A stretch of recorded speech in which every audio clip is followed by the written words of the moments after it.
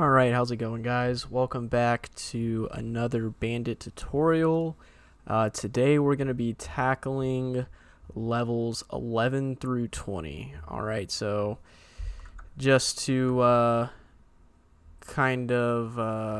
get things started off here. Yes, I did have to look up the password because I lost my password file for Bandit, so oh well, sue me. It'll be alright.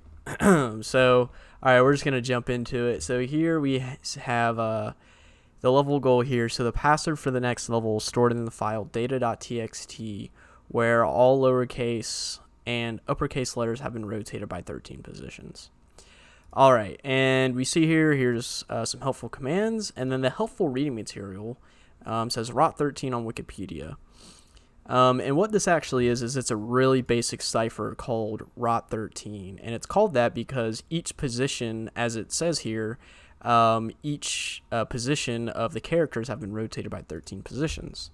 So if we come in here and we see cat data.txt, so you can kind of already look at it and see, okay, it's the format's probably like this, or the password is blank, this. So all we need to do is just copy this, go into your web browser.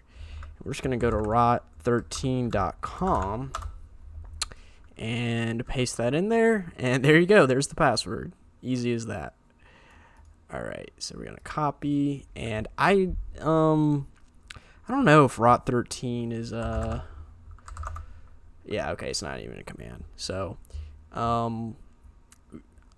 just want to see something here. Well, first let's throw this into, we're actually going to exit, and then we're just going to throw this into, let's actually go into our Bandit directory here, or not OPT, OTW, Bandit, no such file or directory.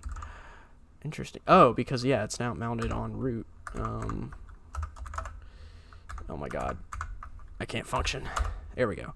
All right, so subl, let's just say bandit, pass.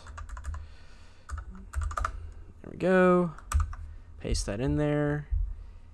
Alrighty, and we'll just make a note that this password is for level 11. All right, cool. So let's go back to our terminal, and let's see here. I can't remember if, see, rot13, but it can be installed with BSD games or hex tools. I'm actually just curious real quick. So sudo apt install hex tools, because I was like, if I remember correctly, there should be a tool for that that you can at least install. So let's see real quick. Let's see here, rot13. Huh. That's okay, yeah, so you see here it yeah, rotates everything. So real quick, if we just log in real quick.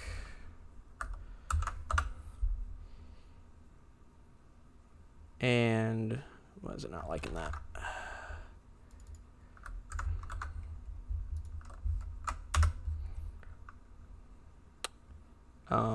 Excuse me? Or no, that's the password for level 12. Well, anyways, regardless, there you go. That's how you install rot13. All right, we'll just get past that. All right, so moving on to the next level here. Sorry, we got a little sidetracked. So level 12, let's actually go ahead and get, let's get logged in. There we go. Alright, so on to level 12. Alright, so the password for the next level is stored in the file data.txt, which is a hex dump of a file that has been repeatedly compressed. For this level, it may be useful to create a directory under temp in which you can work using make dir, for example, make temp my name, and then copy the file. Gotcha. Okay, so again, let's see here. So let's just kind of look at this file. So ASCII to text. So cat, not car. Alright, so that's definitely a hex dump. So what we're going to need to use the command called xxd, and we're going to use the tag r flag, and then let me see here. So make sure I'm using xxd right, because that should reverse. Yeah, revert. Okay, so this is essentially going to revert the hex dump. So yeah, let's actually go over to temp, and let's see, make dir, I don't know, tester. File exists, tester 1. Okay, and then we'll cd into that. And then, so we want to copy from the home directory and say data.txt to current directory, and we see it there. So now we want to use our xxd command to revert the data file, and we're just going to call it, I believe it's the other one, we're just going to call it file1. I might be using the wrong sign there. Alright, so okay, so we'll see here, it's going to output that to file1. So if we use our file command, so it's so it's gzip compressed, and it was data2.bin. Okay, so we see that it's a gzip compressed file. So what we need to do, we can actually just go full screen here. So what we actually need to do is obviously decompress it. So we're gonna, so if it's a gzip file, we want to use the command bzcat, and then we want to say file1, and then we're just going to output that to file2. File1 is not a bz. Oh, is it just zcat? It might just be zcat. So there we go. And then file2, that's actually going to get confusing, but whatever. Okay, so this is a bzip compressed. So now we want to use bzcat. So bzcat file2, output that to file3. Just clear everything up here. So file, and again, I'm just using the file command just to figure out what compression scheme the file is. So we see here it's gz or gzip compressed again. So all right, zcat file3 to file4. Okay, file4. POSIX tar archive. All right, well I guess they weren't lying when they said repeatedly compressed. So if it's a tar archive, the way that we're going to uncompress that is with the tar command, and we want to use I believe it's xzvf, and then file4, I'll put that to file5. Not in gzip format. Oh, okay, so we don't need the z flag. So just xvf. Alright, and then file5, ASCII to text. Alright.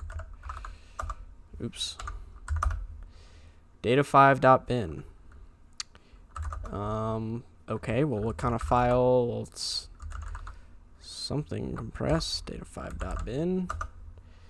Another tar archive. Awesome. Okay, so just because I'm lazy.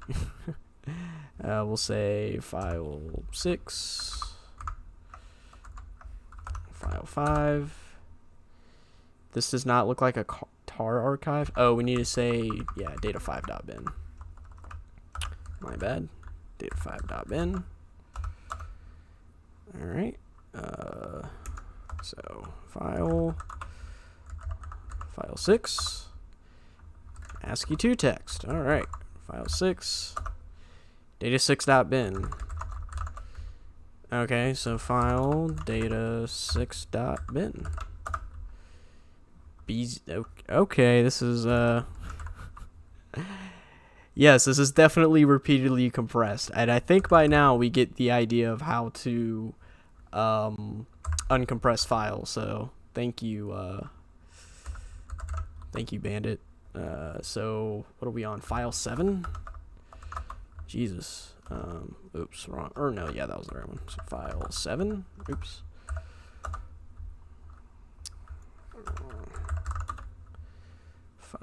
File 7. Oh boy.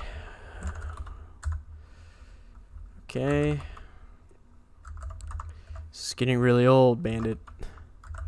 Just give me the password already. Please. And thank you. Please be it. Oh my lord.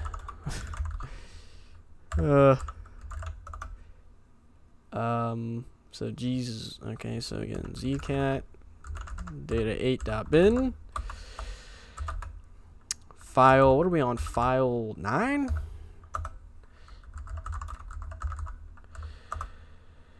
Oh, please be it, for the love of all Harold, Mary, and Joseph. Okay, thank God. That was kind of annoying. I guess the Bandit devs had fun with that one. But alright, so as you can see, we use bzcat, zcat, and tar to decompress the files. And after like, it was probably compressed like 12 or 13 times. We finally got our password. So, thank God. Alright, let's throw this into our password file. And let's move on with our lives. Alrighty, so exit. And alright, so that was level 12 for you. Alright, level 13. Alright, let's see what we're going up against now. Alright, so 13 to 14. Alright, so the password for the next level is stored in Etsy Bandit Pass Bandit 14 and can only be read by user Bandit 14. For this level, you don't get the next password, but you get a private SSH key that can be used to log into the next level. Note, localhost is a host name that refers to the machine you are working on. Okay, easy enough. So we get to learn how to use an SSH file. So we can see there SSH key.private. So we should be able just to log in as Bandit 14 from here. So the way you do that is SSH command and then use the tech I argument and then SSH key. Private, and then we're just going to say bandit 14 at localhost. Yes, there we go, bandit 14. Easy as that. So pretty straightforward. All right, again, I think it's kind of funny how some of these later levels, to me at least, seem a little bit easier than the earlier ones. All right, so the password for the next level can be retrieved by submitting the password of the current level to port 30,000 on localhost. Alrighty, so I love this. Helpful reading material. How the internet works in 5 minutes. Not completely accurate, but good enough for beginners. Alright, so we need to submit the password of the current level to port 30,000. So I think we just want to use netcat 30,000 and then we can echo current password, invalid port. Let me see here real quick. It's been a minute since I've used netcat, so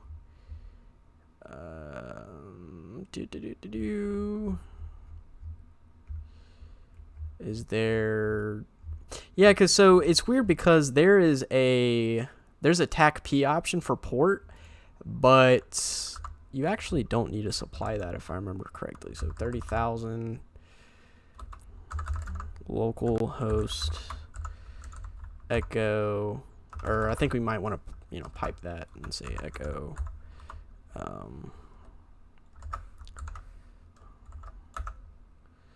invalid port localhost.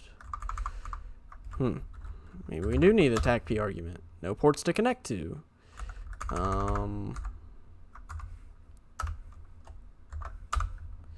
No destination. I love you, Netcat. How to submit data to a server with Netcat. I know what I need to do, I just don't know the exact syntax. So sending TCP UDP packets, blah blah blah blah blah. So Netcat localhost. So we'll just move that to the side. So NC localhost 30,000, and then pipe that to echo.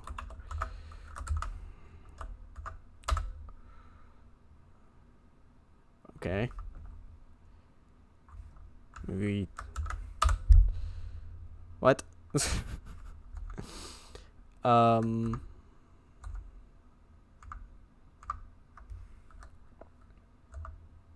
Oh shit, that's not what I wanted to do.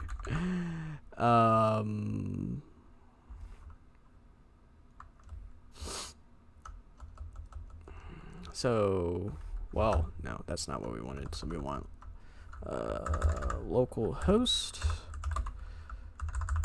30,000. Wrong. Please enter the current password. Okay, so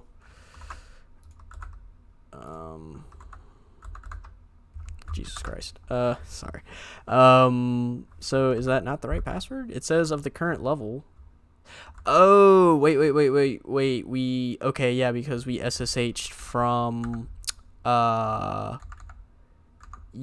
because we SSH'd from Bandit 13, so we'll just echo Etsy Bandit Pass Bandit 14. Well, that's not what I wanted to do exactly. Here. I like how I just said that. Oh my God, these these levels get so much easier, and here we are, struggling. That's all right though. See, I mean, even after you've used Linux for a while, like, you're not gonna know the ins and outs of every command. So there we go. All right, we got our password. So yeah, I mean, there's no shame in Googling or looking something up. Like, I remember the other day I was trying to SCP between two servers, and I was like, oh man, I can't remember the syntax of SCP. So, just quick Google search. There's no shame in it. All right. So we don't know Bandit 13's password. Wait, so that was 11. That's 12. There's 13, which we don't know. We'll just say SSH key provided, and then there we go. There's the password for that one. Now if we actually switch to Bandit 13, oh shit, I don't know the password. I don't know what the password is. Control C, quit. We can just do an exit, and then we can cat Etsy Bandit Pass Bandit 13, and then we can just grab the password from there. Wait, is that the same one as? That's the same one. So what was Bandit 12's password?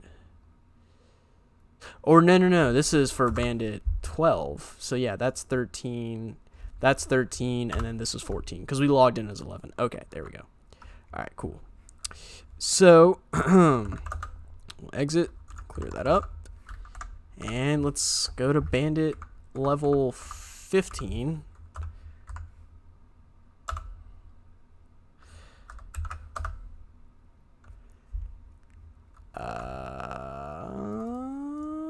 Copy.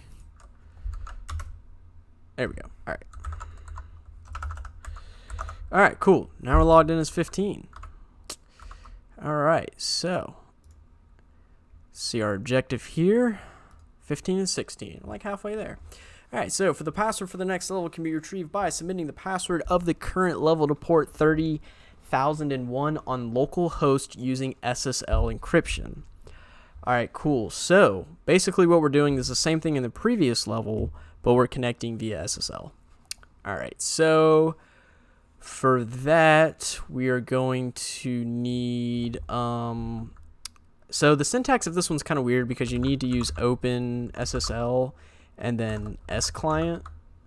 And then I think it's tac connect. I think that's the syntax, but let me check the man page real quick. I think it's under S client. And then we'll just look for connect. Okay, here you go. Tac connect host and port. All right, so oops. So we'll want to use OpenSSL, and then we want to use S client because we're a client connecting to a server. Tac connect. Local host 30,001. And then we need to submit the password of the current level, I believe. And there we go. There's our password. So again, we are using OpenSSL with the S client command, and then we're just connecting to local host on this port, submit the password, and there's our next password. That is not right. All right, cool. So, all right, let's hop on back and get into level 16.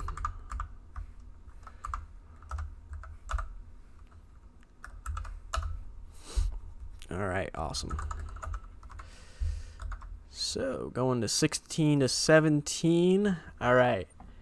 So the credentials for the next level can be retrieved by submitting the password of the current level to a port on localhost in range 31,000 to 32,000. First, find out which of these ports have a server listening on them, and then find out which of those speak SSL and which don't. There's only one server that will give the next credentials. The others will simply send back to you whatever you send to it. So this is pretty cool. So this is where we get to use Nmap, and this is probably the first quote-unquote hacking utility that we'll use. So essentially we just need to do a port scan on localhost. So if we just use Nmap, down here at the bottom gives you a couple of examples. So what we want to do is say, I believe we want to do, so it's Nmap, and we want to use the TAC SV option because we're scanning for services. And then we'll say TAC P to start the range. So we want to say 30,000 to 32,000. And then we want to say localhost, I believe. And there we go. And we're going to let Nmap do its thing, and we will come back when it's finished. Alright, so we're back, and our Nmap scan finished up. So this is basically going to be the output right here. This is all the information we want to see. So just for reference, this scan probably took, usually it tells you how long it takes, but yeah, so 88 seconds, so about a minute and a half or so. So up here we have, this is what we want to look at right here. So we have port, state, service, and a version if it's applied one. We don't need to worry about all this jargon down here. This is just saying, hey, I don't know what, this version is, and it's talking about this specific port. Because as you can see, it's unknown, and it's like, hey, update Nmap or something, whatever. So looking at our output here, so we see all these ports are open, so we can connect to any of them. They're using TCP, and so if you remember, the level said that submitting to the other servers would send back to you whatever you sent to it, and that's because it's running this echo service. So again, we're looking for the ones that speak SSL. So we have two servers here. So we have this one that's speaking SSL, but again, this is an echo one. And this server is speaking SSL, but it's speaking an unknown service. So this meets our criteria for the specific port we want to submit to. So let's go ahead and try that out. So we want to say netcat, and then let's see, it was localhost, and then 31,790. Or actually, we need to use OpenSSL because it's speaking SSL. So OpenSSL sclient tac connect localhost and 31,790. And I believe wrong. Please enter the correct current password. So let me just go back to our text file and make sure we have the right one copied. And let's try that again. There we go. Okay. And we see here that we did not get a password, but we did get another private RSA key. Okay, cool. So let's actually see if we can just connect to it while connected to the Bandit server. So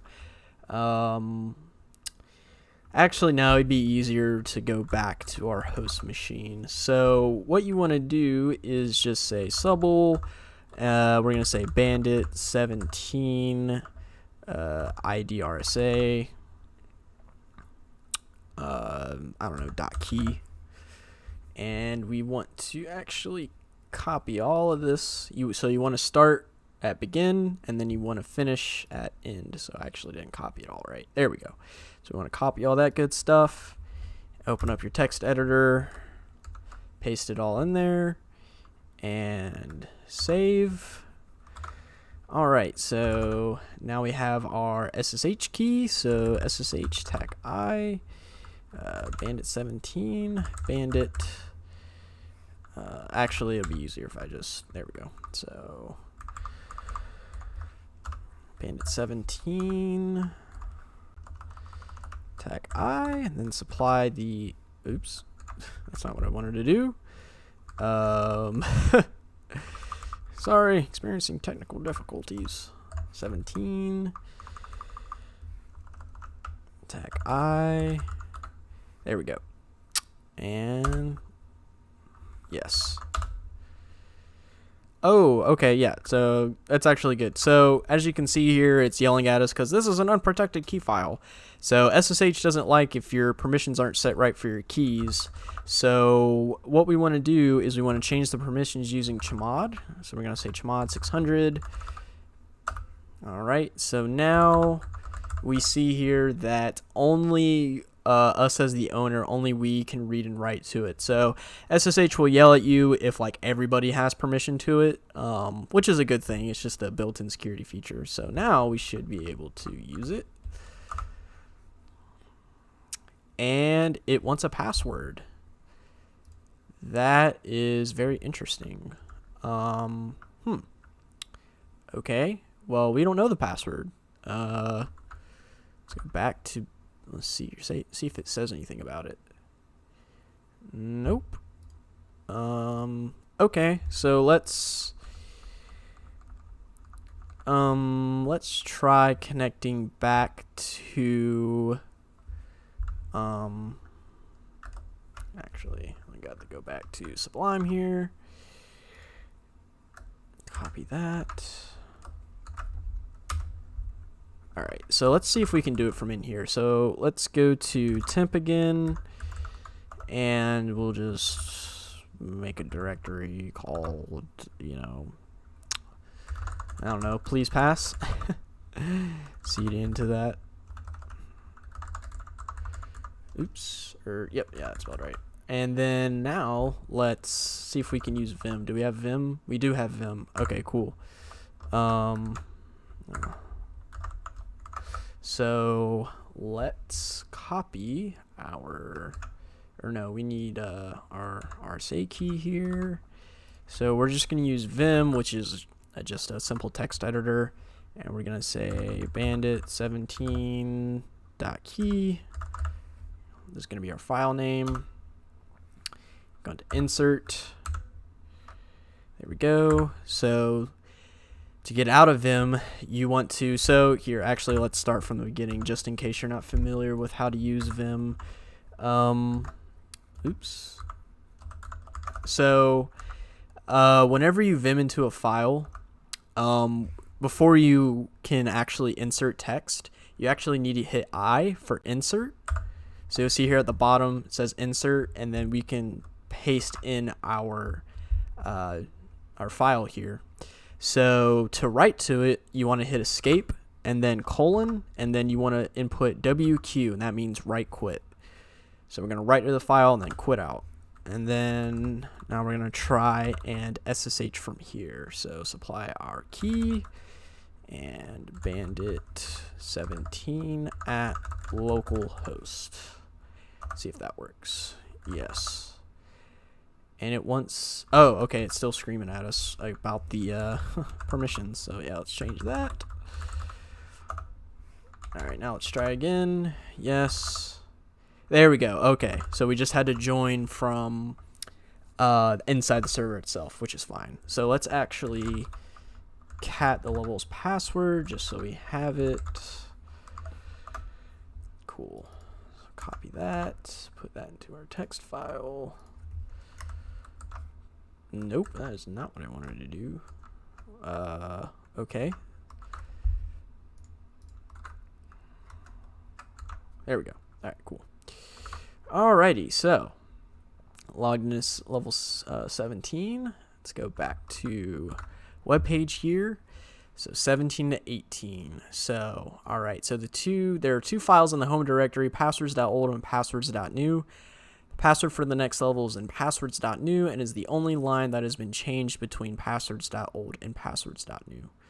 Note, if you have solved this level and see bye-bye when trying to log into Bandit 18, this is related to the next level. Okay, so this is a pretty simple one. So all we need to do is find the difference between these two files. So let's just look at them, though, how they are. So passwords.new, okay. So, all right, never mind. That's a lot.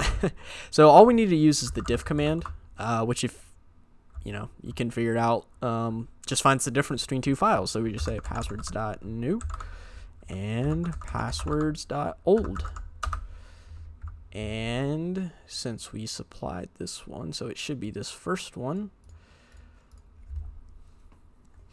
So let's try that out. Let's go to... I'm lazy and just don't want to type the whole command, and oh right, because we're in Bandit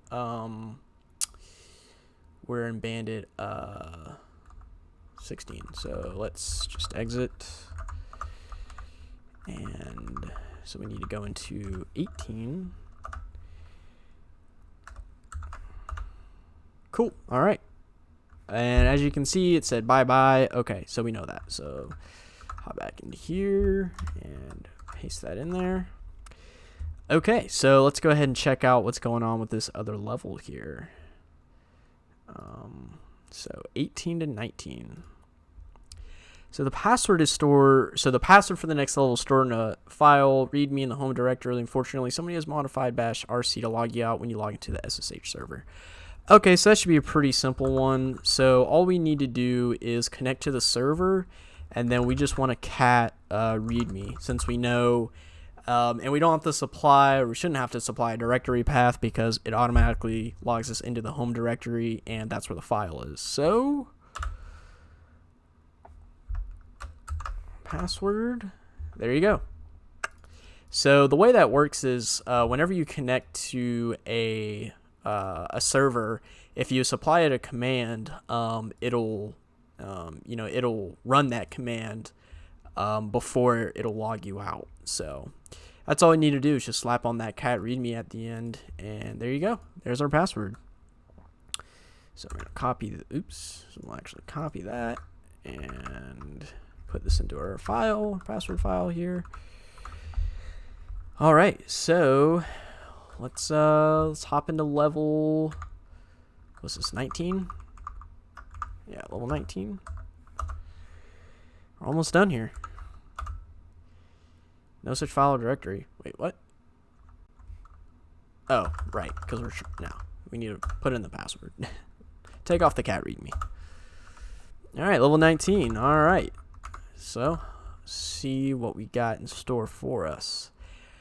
All right, so to gain access to the next level, you should use the set UID binary in the home directory. Execute it without arguments to figure out how to use it. The password for this level can be found in the usual place, etc Bandit pass, after you've used the set UID binary. All right, so to give a little bit of a prefix on set UID binaries, what they are is it's a binary. Well, obviously, it's a file that essentially allows other users elevated access to certain things, to other files or certain programs, whatever. So, natively they're, obviously they're a pretty, kind of a big security flaw, because if you can figure out what that set UID binary is doing, you can use that to privesc, or privilege escalation. And that's exactly what we're going to do here. So we see we have the Bandit 20 to do. So we're going to run that and see what it does. So it says run a command as another user. So it gives us an example there. So if we run that, we see we get the the GID EUID of Bandit 19. So it looks like this is running as Bandit 20. So we should be able to use that and say cat etc bandit pass bandit 20.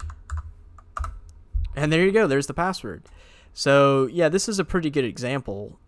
So if you're ever SSH, you have SSH access to a server, and you do some enumeration, and you say, hey, there's this set UID binary that allows you to, I don't know, cat etc shadow as root or something like that. You can obviously abuse that. So it's a pretty good demonstration of how they work, in my opinion, at least. Natively they're because of the inherent security flaw, they're not really used that much, or they shouldn't be used. But every now and again, you can get that low-hanging fruit. So we're going to move on to Bandit level 20, which is the last level, but we'll just go ahead and see if we can knock this one out. So see if it's doing anything crazy. 20 to 21. So there's a set UID binary in the home directory that does the following. It makes a connection to localhost on the port you specify as a command line argument. It then reads a line of text from the connection and compares it to the password in the previous level, Bandit 20. If the password is correct, it will transmit the password for the next level. Okay, so su connect. So this program will connect to the given port on localhost using TCP if it sends the correct password. Okay, so all right, so what we need to do is make a server that's listening on a specific port. So we're going to use netcat again, and we're going to use the TACL flag for listen, and we're going to say port I don't know, like 1500. And then we're actually going to use the ampersand. That way it runs it in the background. So there you see we get a PID, or a process ID for it. So now if we use su connect and say port 1500, it says it could not connect. Well, why is that? Let's see here. PS aux. PS. Interesting. So why is it not? Wait, here we go. PID netcat. Yeah, it's running. Weird. So su connect port number 1500. Could not connect. It says this program will connect to the given port on localhost. Okay, so we don't need to supply the host name. let's see here. Echo. Let's see if we need to like echo the current password. Cannot connect. All right, so let's do this. So let's do kill. So we'll kill that process ID 31782. And if we do a PS again. Okay, so what if we do it in, so nc tac L 1500 echo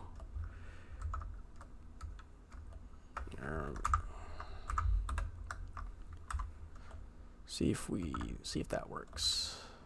Oh, whoops, we need to supply the ampersand. We're just gonna say, here, we're just gonna change this and say 1505. I don't know.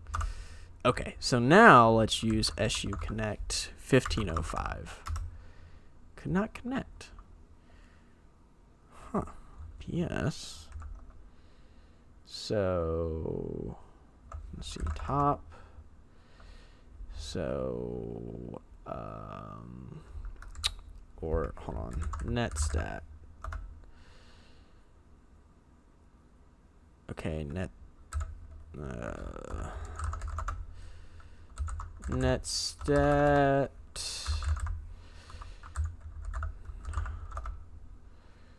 Okay, so it doesn't want to show me. What the heck? What is going on?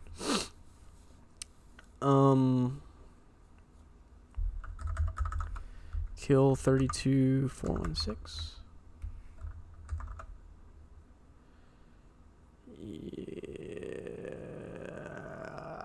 What are we doing wrong here? So, interesting. So if we do tac L, listen mode for inbound connections. Yeah.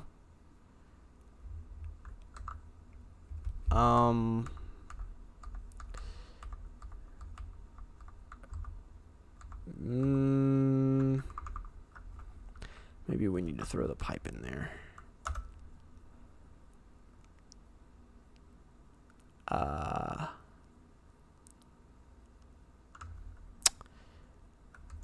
So 1505 cannot connect. Interesting. Oh, I love that. See, strings su connect. This program error, invalid port number, cannot connect. Home Bandit 21 prev pass, password matches. Okay, so password matches, sending next password. Interesting. So let's just try this on like some other port.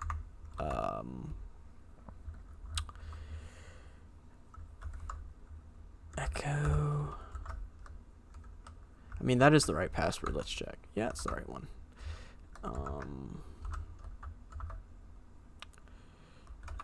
Ampersand.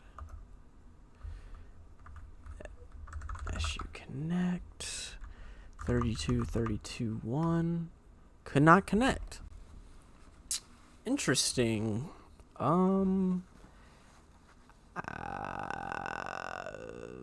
Why is it saying it can't connect? I mean, yeah, there's the process ID, so netcat's running.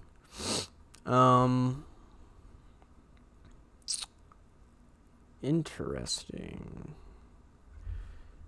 Are we... I mean, I was thinking maybe you don't... Well, no. What in the world?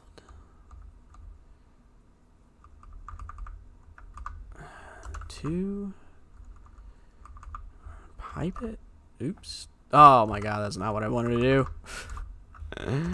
We're just starting up all kinds of stuff. Or no, that's just gonna... Yeah. No, that should... I mean, that should be all we need to do. I don't know why it's I don't know why it's doing this. Cannot connect. Very interesting. Very, very interesting. So I don't know if, I mean, I'm probably doing something wrong, but I mean, yeah, we're listening on the port and we're supplying the port number. Cause yeah, we tried, oh,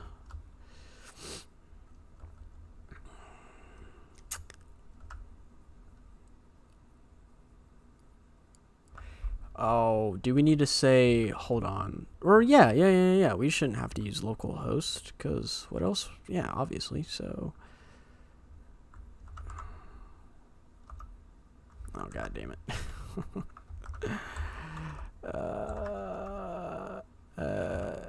Should connect. Huh, interesting. Okay, I'm not sure what's going on with this one. We'll tackle it in the next video, though. We'll figure it out. But yeah, nonetheless, thanks for tuning in. If you have any questions or you're getting stuck on a specific level, like I am, obviously, leave a comment and please subscribe. And we'll see you guys in the next one. Thanks.